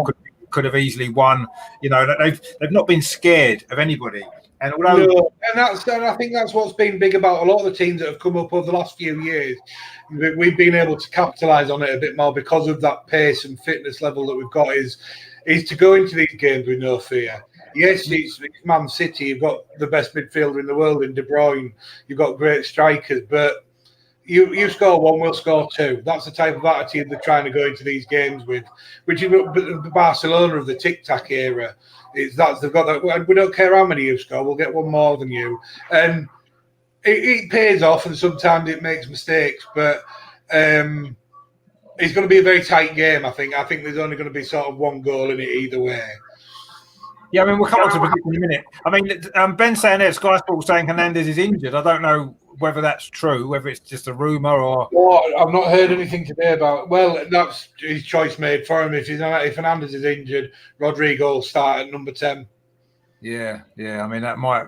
I mean, like you said, Hernandez is probably a better player, so that might help us a little bit more. But I say Rodrigo's good as well, so it's not really weakening your side too much, is it? Either way, I don't think it's still. No, not really, because you've got the other option as well that Rafinha can drop into that number 10 position.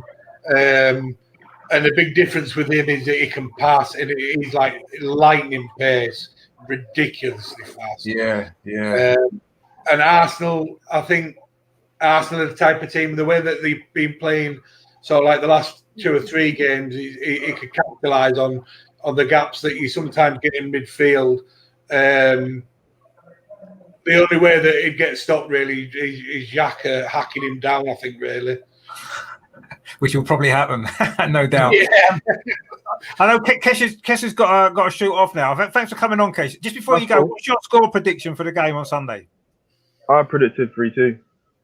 I predicted a high-scoring game. Wow, that'd be a good game if it's 3-2. I'll enjoy that one.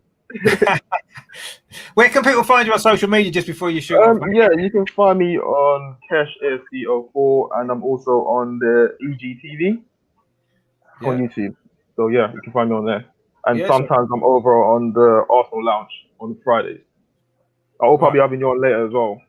Yeah, I can pop on later if you want. Yeah, definitely. Just let me know. Well, I'll send you the link in the tweet and the messages as well. Yeah. No, that's all. Thanks for coming on, mate. Take it easy. Take it. That's Kesh. He's actually shoot off. He's got a few things going on. So, but yeah. So I mean, he's predicting a 3-2. That'd be a good game, wouldn't it? Yeah. I'm not really sure myself. I mean, our problem has been over the last 4 or 5 games is scoring goals. Quite simple as that. It's the system that we're playing hasn't worked. The front three hasn't worked, and my concern is how many changes is he going to make in the front three? We've got to make changes in midfield because El Neni can't play. Thomas Partey's injured, so he's going to have to. He's been forced to make some midfield changes. But are we going to change the shape of the team? And is he going to change the front three? That's what worries me. I mean, as you said there, Mark, your issues are maybe defensively, and you can look at Leeds' defensive record this season. Their defence can be got at. There's no doubt. They're conceding goals, and that's where the weakness is. But our weakness is scoring goals, and it's going to be interesting how that plays out because your weakness is our weakness in return. If you see what I mean, we can't score. So like cancelling each other out as it is. Yeah, so it might end up being quite a tight game in the end because are Arsenal going to throw caution to the wind and look at Leeds and say, look, we can score goals against this defence and really go for it, or is he going to be too cautious and think, you know what, Leeds are dangerous as well on a counter attack. We've got to be solid and tight. I don't know how we're going to play it, really. I mean, I think we know how Leeds will play. I think we know exactly how they're going to approach the game, and they're going to be defensive and they're going to try and score goals because that's what Leeds do. And, we've been better defensively, and I don't know, that could be quite an interesting match-up there, actually, to see how that works. But I'm worried about how our attacking play is going to function against a team like you've said yourself that have got weaknesses in defence, and it's clearly look at it, the goals against column, it shows that. Yeah. But are we going to really expose that enough? I'm not sure if we are. That's my worry. Mark's in the chat there saying hello, Mark. How you doing? Thanks for tuning in. So yeah, I mean, this is one of the games actually this season that I've been looking at the fixtures, and it's one of the games where it's so difficult to predict this one. It really is, because of the way that, you know, the way that Leeds play in relation to the way that we play, the problems that we've been having scoring goals, the problem Leeds have been having stopping them going in. It's like it's one of those. It's either going to be ridiculously high scored or 0-0. Or a 0-0, but I do think there'll be a winner. I do. It really is. It's really, really hard to predict. I've got to be honest. It's almost the thing that is, because the last 3 or 4 games, the way Arsenal have played has been worrying me. Actually, I'm quite concerning about how we've been playing and the system we've been using and all this kind of stuff. And you know, Leeds are a team that certainly on paper, at least, can cause us a lot of problems. Going, you know, with Leeds attacking play, without that, and in midfield, you know, especially without Thomas Partey, without El Neni, that's our mobility gone, you know. And if we've got Ceballos and if we've got Xhaka, they've got their qualities, but getting around the pitch and being athletic isn't their strengths at all, either of them. And I think Leeds are going to have a massive advantage in midfield now on Sunday. I think Thomas Partey not being fit is a massive blow for us as well. So I'm got to be honest, I'm quite concerned about this game. If I'm perfectly honest, I am. I know Leeds have had 2 poor results and they've let in a lot of goals, and you could think this could be a good time to play Leeds, but our last result wasn't great either. Let's not forget that. So, you know, it's not like we're coming in with loads of good form. Yes, our last away result was good, a 1-0 win at Man U. We approached that game in a really good way. But Man United aren't Leeds. They don't play the same way. And the way we set up against Man U worked against Man U because of the way Man U play. It wouldn't work against Leeds because of the way that Leeds play. It just would. That's just, if we can't play the same players because we've got some injuries and stuff. But even if we play that same system, it won't work against Leeds. And if we go into that with the same kind of way, it's not going to work. And I fear that could be where it goes maybe wrong. I'm hoping I'm wrong, obviously, and I hope we can produce a result. But this is one game. It was worrying me when the fixtures first come out, actually. And even despite the last couple of results for Leeds, it's still worrying me now. I mean, what do you think, Melvin? Are you confident about this game or not? I think that I reckon the game's going to finish something like 2-2. I really do. I think both. Yeah, I do. I think we get a couple of goals because things happen in games that don't happen in games before. I think we get a stupid goal or something, and then we might get another one, and here we go, and then we won't be able to hold on. That worries me. I think it'll be a 2-2 because Leeds, you've got to fancy Leeds scoring. You've got to. They move the ball so quickly. So direct. I mean, I watch Leeds all the time when I can because that's my second favourite team on the basis that one of my best friends is Leeds. And when you're in the lower divisions, we're all texting each other. Oh, look, you won, good, blah, blah. You know, we're giving each other a bit of confidence. You know, talking about what's gone wrong. And it's still the same way. Now he's in the Premier Division. We do the same things. And I watched you play against Manchester City, and you've got to say that team epitomises your manager. You can imagine him saying, "Go for it, boys. Absolutely go for it. They're the best team or second best team. You know, you would never dream about playing them last year, but you're on the same pitch. Show them what you can do." And you did. And I thought, as the game went on, I think they went 1-0 up, didn't they, City? Yeah. And you equalised. I thought, as the game went on, you were getting stronger and stronger. And I thought if there was going to be a winner, it was going to be Leeds. As I say, when they're on telly, I always watch Leeds. I enjoy them. I love the free flying football. You know, they haven't got it 100%. They haven't. You've got mistakes in you like every other team. But I just like the idea of the way they play their football. And also, where we haven't done it quite yet, and a lot of teams haven't done it quite yet, you actually play as a team. Yeah. You're not like, when one of your players gets the ball, Mark, you don't know what do I do. Where is everybody? They're supporting each other. And that's what I love to see in football. Players supporting each other. So, you know, I want us to win on Sunday. Of course I do. But I think it could be a draw, 2-2 draw. I mean, Ben's kind of agreeing with you there, saying 2-2 or 3-2 either way. Obviously, he said 3-2 as well. So it seems like a lot of people are expecting a few goals. I'm not quite so sure myself. I don't know. What do you think then? What's your kind of prediction for Sunday? Well, the way I'm looking at it, I think that we were saying that the weaknesses cancel each other out. I think, unfortunately, that it does, but it doesn't, because having a defensive weakness is worse than having an attacking weakness. I think you can easily put the ball in the back for the net by Yeah. accident. Whereas defensive, exactly. Get a fluke. costly. Yeah. So that's why I think I pray that I'm wrong, and the midfield helps the defence out strongly. But I do think Arsenal will pip it 2-1. Really? Yeah, I really do. I think, and it's just because of that our weakness is more devastating in a game than your weakness is. And the thing is, with you've got the potential in whichever forward three you go with the forward three, whether you've got Lacazette or even another one that's played at both clubs, Nketiah. I don't know if he's fit. Yeah. Because he knows the way that Bielsa thinks as well. So I think that the pace of your attack may be too much for our two central defenders when Koch is having to do the work of two men. So that's why I think that I think that Arsenal might just nip it. Or again, it might be 9-all. I don't know. Where I would disagree, we have got a very fast attack. Yeah. If they're not getting the ball quickly, it don't make no difference. Yeah. And that's what's been happening. Exactly. If our midfield and attack can dampen your defence to midfield to attack route, I mean, you look at Phillips. Phillips will clear up anything in that gap between the midfield, and you've got Klitsch that will run like a headless chicken for 90 minutes trying to win the ball. So there is that. I think on paper, thankfully, with Partey certainly not playing and injuries, that I think on paper we've got a stronger midfield. It's whether we can get through that defence of yours, because I love the Arsenal defence. I've always loved the Arsenal defence. It's a model for every defence that should ever play is the Arsenal defence. But I think head and shoulders above everybody for me is Gabriel. I think he's amazing. Yeah. I think he's a brilliant player.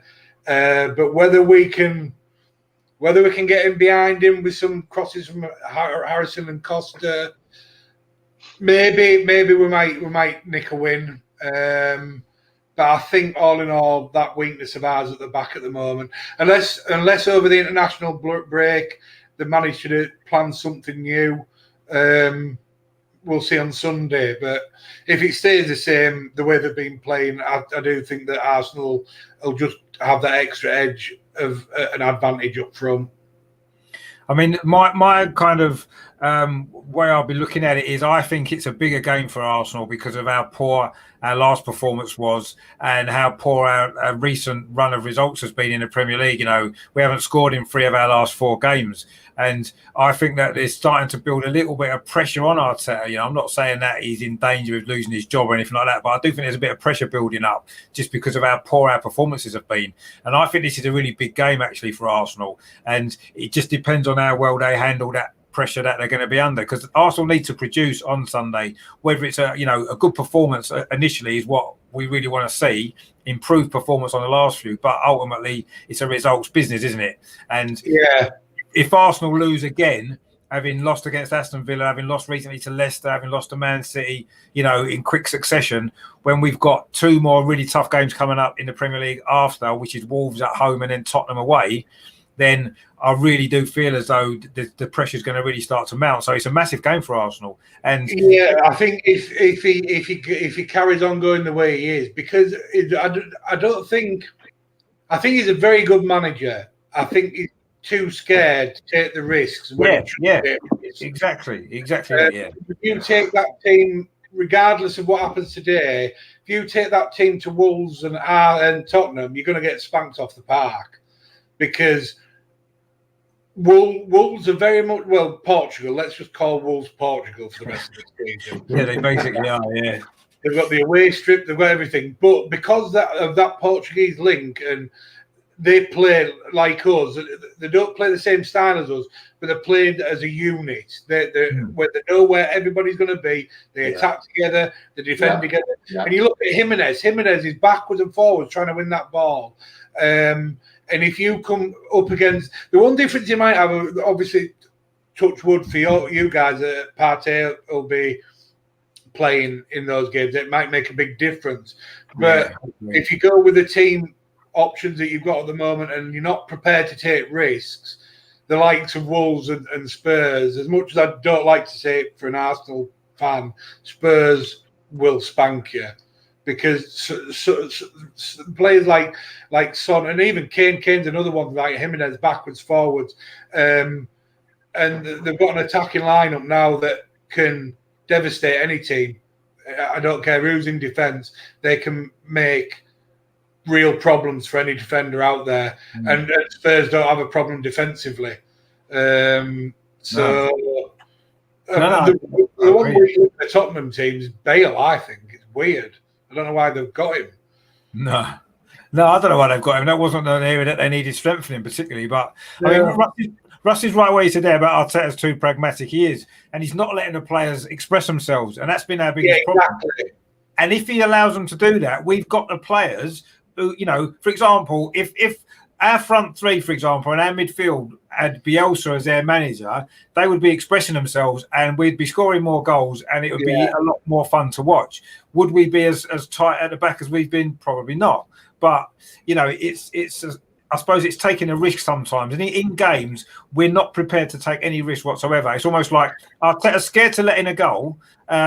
So as soon as we do let in a goal, we're stuck. If we go 1-0 down, we're pretty much going to lose now. That's the feeling, because we need to score first, and then we've got something to hang on to and defend, and then we might well go on and win the game. But if Leeds score first on Sunday, I will be very worried about where that game might end up. Because that's the big thing. I think whoever gets the first goal is going to control the game because of the way the managers work. Bielsa's going to throw him. If we go 1 up, he's going to want 2. He's going to want 3. He's going to want 4. Yeah. And he wants it to be good football. Whereas Arteta, he's going to make substitutions that make it more defensive. And if you go more defensive against a team of our speed, mistakes are going to happen. And it doesn't matter how good Gabriel and the other players at the back are. When you're hammered for 70 minutes. Something's going to happen. And unfortunately, like Melvin was saying, if the front three aren't getting the ball, you've got no counter-attack game either. That's what's been happening, I mean, that's what a lot of football is nowadays is counter-attacking football. But it's all, I think about the first goal, and unfortunately, with our defence, Arsenal's going to get it. Well, the thing is, we go 1-0 down, Richard, and you know as well as I do, we can't play that counter-attacking game even if we wanted to. No. And once we're on the front foot and we can't get through to where we want to get through to, the confidence goes. You can actually feel it for the players. We've tried that. We're going to go sideways. We've hit a dead end there. Let's go back another 30 yards. And all of a sudden, it's the easiest team to defend against. So it does worry me. We need to get the first goal. Yeah, that is a great point of where we were showing the comparison between football in the 90s to where it is now.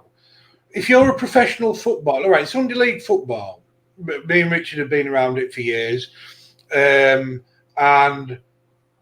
you're all hungover, you're a bit tired, you're out till 3 a.m, you're playing football 10 o'clock Sunday morning.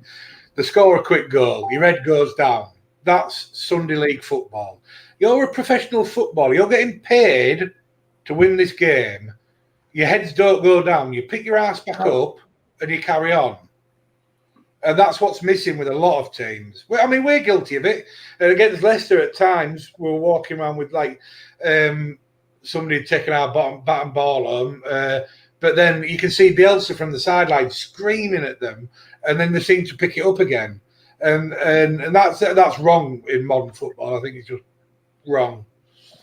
I mean, Mark Darby's got a point there saying that obviously Saka for England expressed himself and he was excellent. That's true. He was brilliant because he was given freedom and he's been held back a bit. I think he's not the only one, is he? I think a lot of Arsenal's players, I think Aubameyang's being held back. I think Pepe's being held back. And I think a lot of them are. And unfortunately, at some point, Arteta's going to have to let go and say, go on and play your football and don't be scared.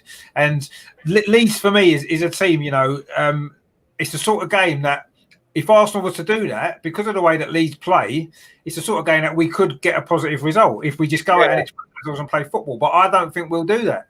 I really don't. I think we'll play exactly the same way that we played against Manchester United, where we won, the same way that we set up to play against Manchester City, the away game before that, where we lost 1-0. And I think we'll set up in exactly the same way, and we won't go at Leeds. I mean, it could be potentially, it could be a really good game, end-to-end basketball. Yeah, because that's how Leeds play, and that's how that would be Arsenal's strength for me, because our best players really are our attacking players, but they're not. Yeah, and you've got a great defence. You have got a very good defence. Yeah, we have this season. We've improved massively at the back. We don't concede. I know last game we were poor against Aston Villa, but generally we don't concede many goals. So I would like to see us really go for it on Sunday. Just open up and just play football and let it be a really good footballing game. And yeah, if it ends up 4-3 or whatever, then that would be great, wouldn't it? It'd be a great game to watch. But I don't think that's what'll happen. I really don't. I think.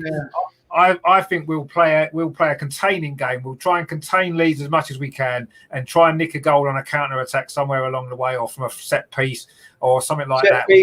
That's one big problem for us because of Cooper. Cooper's he's good as Cooper, but he's a championship player. Playing in the Bundesliga, German international. Yes, admittedly. He got a 0 out of 10 for his game against Spain, but the entire German side played awful against Spain.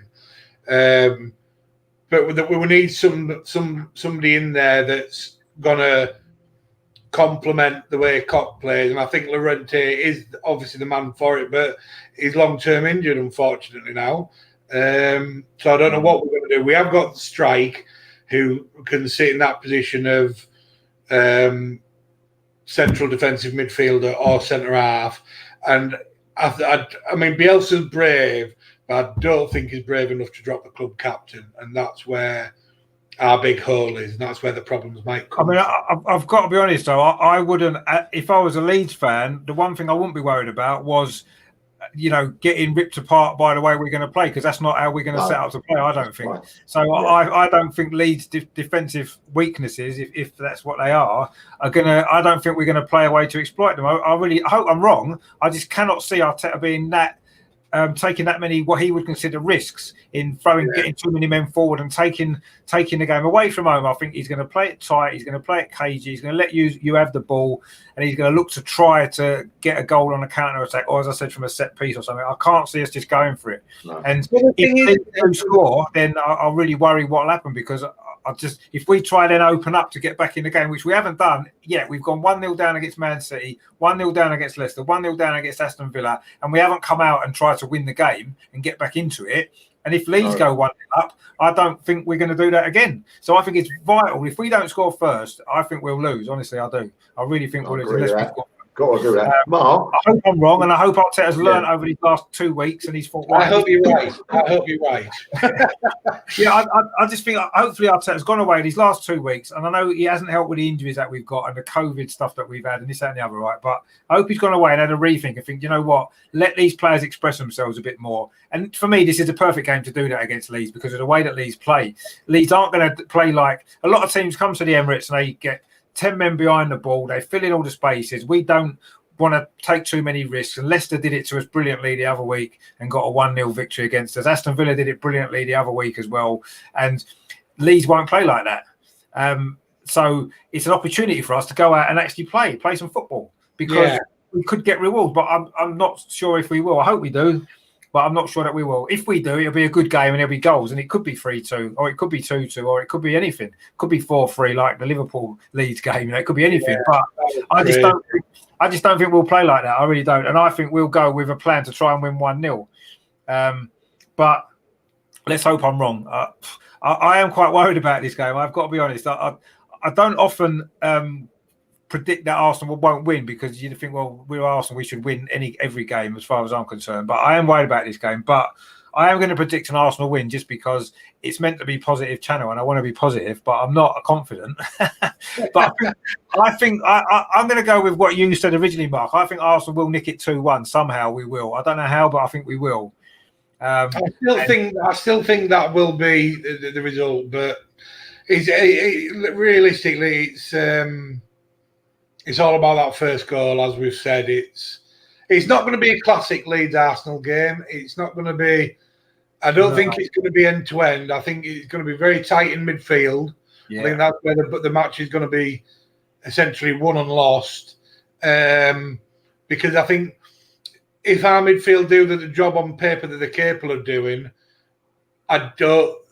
maybe you aren't going to get the chances. But if you get the chances, that's my big worry. So, hard one. It is. I say this is one of the hardest games I think to predict beforehand, because usually I kind of know what to expect, and I think but this game for me, I just don't really know what to expect at all. I know what our Leeds are going to play. I just don't know how we're going to play because of the poor performances lately. Are we going to change things as the international break come at the right time for us, or maybe not? I don't know. So it's difficult to predict, but I'm going to hope for the best and hope that we can win 2-1. Because I think it's a massively important game for us. I think we have to get a result, and we certainly have to play a lot better than we have been playing. And is this a good time to play Leeds? That's probably the question we've got to ask. Because it's going to be without. Is it going to be a case of our poor form is a good time to play us, or is it more better for us that we want to really kick on from where we were and take it to the next level? It could be a great time to play. It could be really bad. It's like you said when you sent me the picture earlier on about like our bullet points and stuff, and when I saw the line saying about predicting a score, it's like I don't know if I can. And I went methodically through the weaknesses, and that's where I came up with the idea that our weakness is just that bit more devastating for the match. But it really is a hard game to call. Yeah, I think it is. I mean, I'm looking forward to it. I'm just looking forward to a reaction from Arsenal after the last game, and I'm expecting a reaction from Leeds after their last game as well. Yeah, that's why I agree with you. Yeah, I want to see them move on after the 2. I think having Calvin Phillips back is a big boost. Obviously, because he's like heart and soul Leeds, born and bred. And having Rodrigo back as well, and the options of Rafinha are big for us. I think that it's interesting that because we haven't mentioned it so much tonight. Maybe some other night we'll get a chance. But one of the biggest things we're missing is the fans, because Leeds fans are like a 12th man. Leeds, they always have. Yeah, they are. I mean, I've gone there, very intimidating. Yeah. I'm gutted actually, because for years I've been wanting Leeds to get promoted because it's a great away day. Not been there for years because obviously we've not played Leeds away. I mean, I went in the FA Cup about 2011, I think it was, when Robin van Persie scored. But it's always been a great away day, Leeds, and I was really looking forward to getting Leeds back in the Premier League, getting a good away game. It would have been brilliant on Sunday to have been there. And like you said, it's like a half-hour, 40-minute drive for you, isn't it? Yeah, it was a bit a couple of hours, now. So, but it was. I was really looking forward to going to Leeds away this season, and it's unfortunate that we can't go, and I do think that does make a difference. And if you look at the results this season, actually, the home teams haven't had an advantage that they used to have in any game. Oh, there's been, in some weeks you're getting 10 games over the weekend, and you may be getting only 2 home wins out of 10, and that's. That never used to happen, did it? And that's got to be down to the crowds, hasn't it? It's got to be. 100%. 100%. Yeah, it's nullifying. I mean, our home record's been terrible. I mean, as Russ said there, Arsenal played better away from home. Again, that's because of the other team haven't got the crowd advantage that they had. And exactly. Leeds are one of those clubs, aren't they, where, like you said, the home support is worth an extra 10 points a season sometimes, isn't it? I think I definitely agree with that. I think there's quite a few clubs in the Premier League. Obviously, like your likes of Liverpool, that Kop is one of the most terrifying areas I've been in at a football match. Not Sheffield United as well. Sheffield United. Ridiculous. It's unbelievable. But even when Leeds fans go away as well. I mean, you look last season, certainly in the Championship, where there was more Leeds fans at something like 60% of games than there was home fans. Yeah. Yeah, well, I mean, as I've always said, Leeds are far too big a club to be in the Championship or anywhere else. They're a Premier League club, aren't they? Everything about their club's Premier League, and it's good that Leeds are back where they should be. And it is just a shame, like you said, that the fans can't be there to enjoy it and appreciate it, because it's been a long time coming, hasn't it? 16 years, whatever it is, that Leeds are out of the Premier League. 16 years, so it would have been great for the fans to have been there to have enjoyed it. I've been married, had 3 kids, and been separated in that 16 years. Well, yeah, it's been a long time. I mean, it's the last time we won the league as well, so we know how long it is. Yeah, it is a long time. 2004, yeah.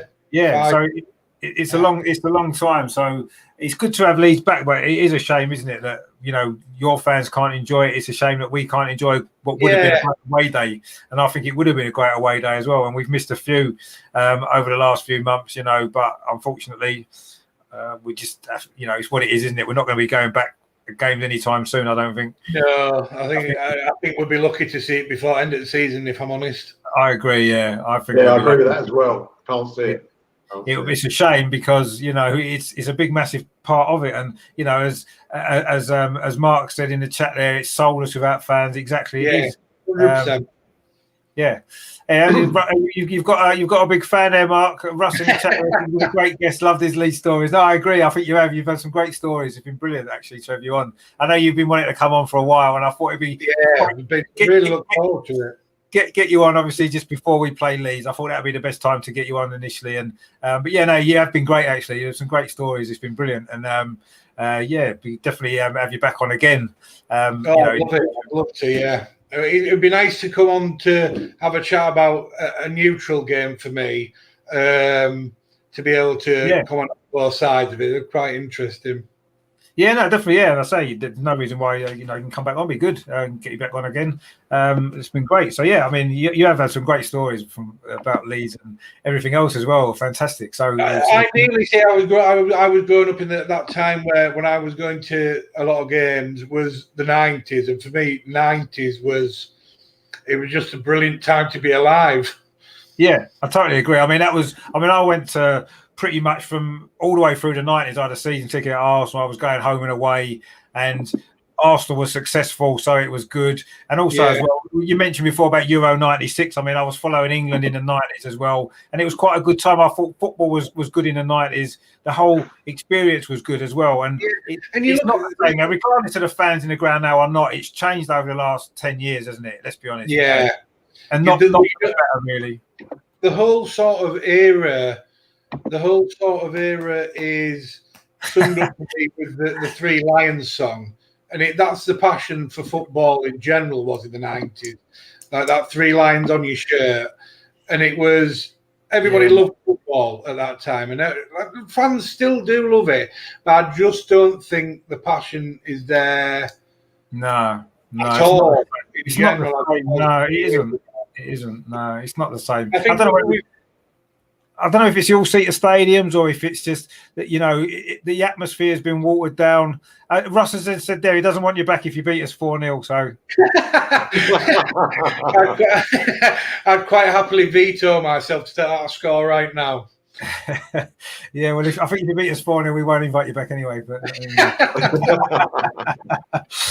to be honest with you, a score like that actually wouldn't be a surprise, actually, either way, if I'm honest. I think again, 4-0, you could win 4-0. It's that sort of game for me. It's that sort of game. But I mean, we'll see what happens. But no, I mean, in terms of the way the atmosphere has changed at football, it's nowhere near like it used to be. And in a way, I kind of feel sorry for younger people now that are starting to go to football. Maybe, I mean, my son he's 17 now. He's been going. I've been taking him since he was about 5 or 6, and he's never going to ever experience the same sort of atmospheres in the grounds that we did back in the 90s and stuff like that. And it's a shame because that's what really gave you that passion for football, I think. Yeah. And obviously the 80s for me, I started going in the 80s and it was crazy in the 80s. I mean, you didn't even know if you was going to get out alive after games. Going away to places like Leeds and Liverpool and Newcastle and stuff like that. You took your life in your hands a lot of the time. I mean, I remember we played York in the FA Cup in 1985, right? And that particular day, it was January. It was snowing. It was icy. We went to, I think it was King's Cross to get the train. And at the station, there was a load of signs up saying this game's off, that game's off, this game's off. So all these games are being called off. Our game was still on. So we're thinking, okay, fair enough. So we got the train, we got up to York. We got off at York. We was walking around the city centre in York, getting something to eat. And literally a load of Leeds fans had turned up because Leeds game had been called off. Yeah. So Leeds fans turned up in York, and it was literally it was going off everywhere. Leeds with Arsenal, because Leeds and Arsenal have always had a rivalry over the years, haven't they? Going back to the 1960s and stuff like that. And it was crazy, that was. And at first we thought, it was like York fans are thinking this can't be right. You know, a little team in Division 2 or whatever they were.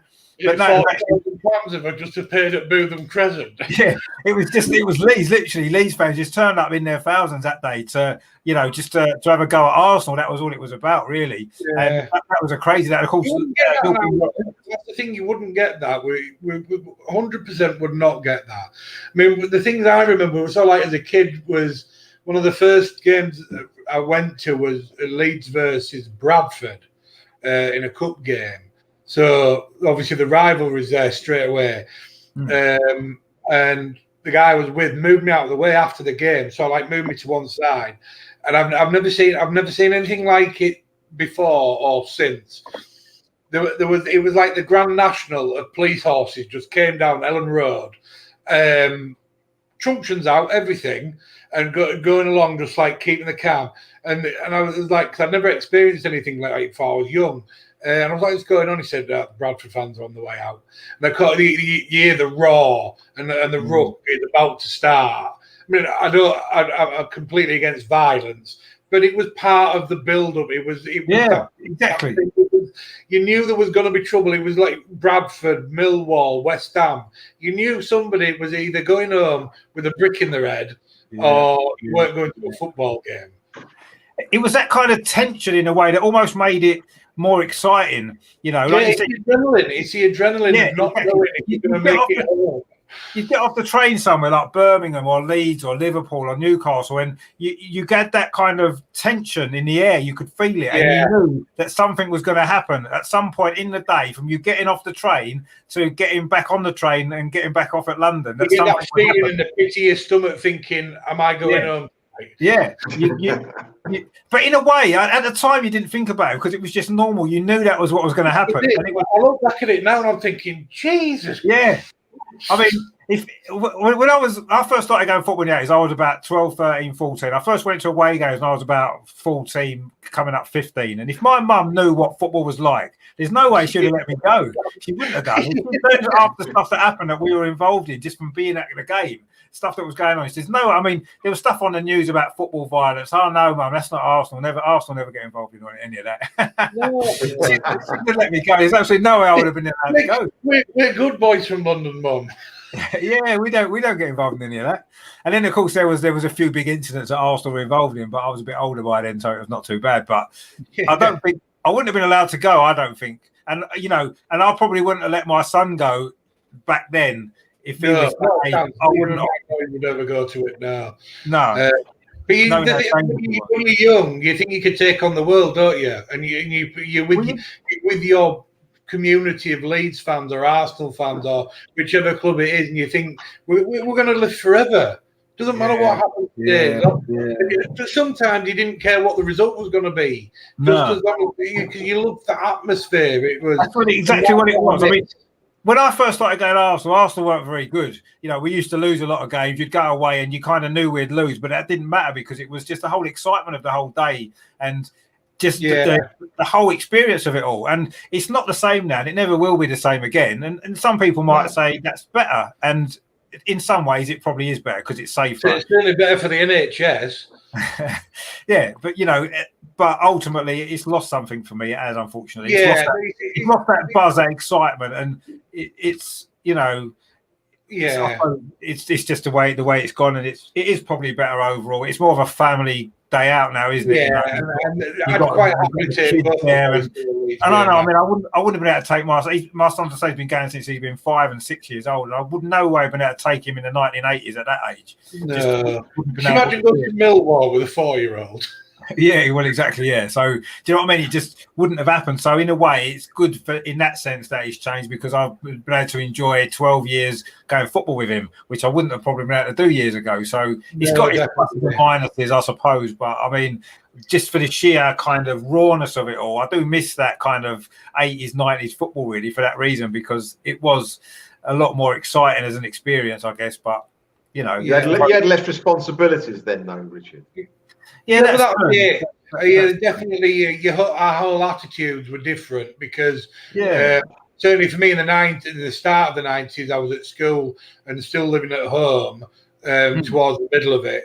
And then when I got my own first flat, and then you go into games, the only thing you had to worry about was your rent and a bit of food because you didn't eat much because you were in the pub 7 nights a week.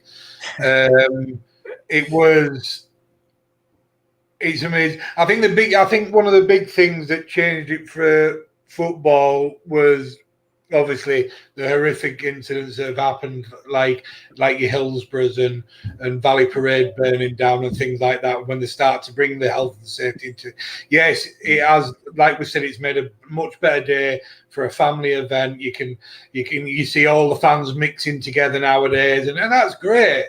But it's just missing something, and. I'm just glad that we got to be a part of it. And it's something that can never take away from us. Exactly, yeah. And I'm pleased that I experienced it, like you said, you know, and I'm just sort of a little bit sad that the younger generation will never experience it in the same way that we did, even though they're going to probably end up being a lot safer and not risk their life just going to football. Yeah, which we did. Even before Hillsborough, there's so many incidents where I'm sure, you know, you guys can remember as well, where you was maybe in the terrace and that incident at Hillsborough, the thing what was so bad about it was I don't think anyone was surprised because we'd all been in incidents where we were that close to something similar happening with crushes and stuff like that. And I can remember a few times. And the day that Hillsborough happened, and I saw the footage when I got home because I was at Arsenal that day when it happened, and you saw it on the news. And what really affected me by it was the fact that I just knew that I'd been lucky previously that I hadn't been involved in something like that because it was so close. One little thing going wrong and it could have happened. It could have happened loads of times. And we were exposing ourselves to that every single week we went to football quite often. I mean, Arsenal was lucky. We didn't have fences at Arsenal. So maybe there we wasn't quite at risk at that. But certainly away games, virtually every away ground had fences. And so close to. I mean, I can remember so many incidents like that. It turns you cold when you think about it because you're thinking that could have been us. So many. It's like when you remember the partitions between the away fans and the home fans. Some of the grounds I've been to, they used to have the old broken fence top that was metal crossed over like that, and you'd see fans clambering over the top of it, and you look back at now and you think, how did nobody get impaled on these things? And then obviously, like you say, when Hillsborough happened, it's like I'm surprised it's never happened to us at another ground. Exactly. That was my first thought when I saw Hillsborough. I'm thinking that could have happened so many times to us before. Yeah. Luckily, it didn't. One of the grounds I was frightened at was Crystal Palace. It was such a small thing. If there was ever a fire there, you'd never been able to get out of Crystal Palace. That worried me. Yeah. That away end on the side. Valley Parade was very much the same when that went up.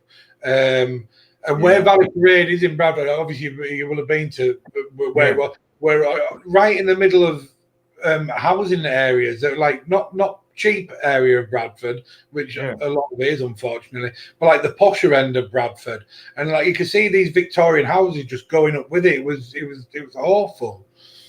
Yeah, no, exactly. And I mean, but I suppose the good thing now is it is a lot safer, and hopefully nothing like that will definitely happen. And unfortunately, it takes something like that sometimes to make those changes in place to enable it to happen. And unfortunately, that's what happened. And I suppose we need to be sort of grateful for that, really, if nothing else, don't we? So, anyway, I mean, it's been a great show. I mean, thanks for coming on, guys. Just before we go, Melvin, where can people find you on your social medias and stuff like that? Mainly on Twitter, on Melvin, as it says there. The only way is Arsenal Marks. Thanks again, Richard. Really enjoyed it. It's brilliant. Thank you very much. I've loved it. It's been some great memories there, I think, from all of us, really, from the previous matches and the experiences. We're lucky that there's been some, not great matches for Leeds over the years in my time of watching it, but there's been some great incidents, so we say, in the game. Exactly, yeah. So, yeah, I mean, brilliant. So, thanks you guys for coming on. Thanks everyone for watching. Thanks everyone in the chat, Ben and Russ. Who else was in there? Obviously, Mark was in there a bit later on as well. And so that was great as well. So thanks everyone for watching. If you haven't subscribed to the channel yet, please do so. Please give this video a like. It will be, you can watch it back again, and like later on, it will be back on YouTube pretty soon anyway. So you can watch it again. And I say, please like the channel. Please like the video, and subscribe to the channel. I will be doing some stuff. I'm covering the game on Sunday. I'll be doing a video before the game once the teams are out. I'm not sure whether I'm going to do a watch along yet on this channel or whether I'll be going on another one. I'm not sure. I'll have to see what I'm doing, but there'll be some coverage there. And then obviously on Monday, I'll do a full review of the game. Hopefully a decent performance to look back on. Someone's not very keen on Arsenal winning there. Thinks it'll be 3-1 to Leeds. Hussein, don't know about that. Let's hope not. Mark will be happy. It just could be. Mark will be happy if it's 3-1, but I won't. I will be very. Yeah, I can imagine. So we'll see what happens. So I'll say thanks for everyone for watching. Thanks for you guys. Well, it's been absolutely brilliant. Mark, absolute star. Thanks for coming on. No, my pleasure. We'll definitely get you back on again. Hopefully, when we've won 5-0, we'll get you back on and we'll laugh about it. Yeah, I might be missing that day. Yeah, I think you might be. But I don't think that'll be this week anyway, so we'll worry about that. Brilliant. So I've loved it. It's been brilliant. Yeah, no, brilliant. We really enjoyed it. And thanks to Melvin as well. Again, some fantastic stories as well. Fantastic memories of everything, which has been great. And Kesh as well, he was on earlier. I know he had to shoot off and he was late getting here, but it was good to get him on as well for a short time. So check out his stuff as well. And of course, in the meantime, as always, before we go, come on, you Gunners! Let's beat these Leeds on Sunday. Let's beat them 5-0. Come on.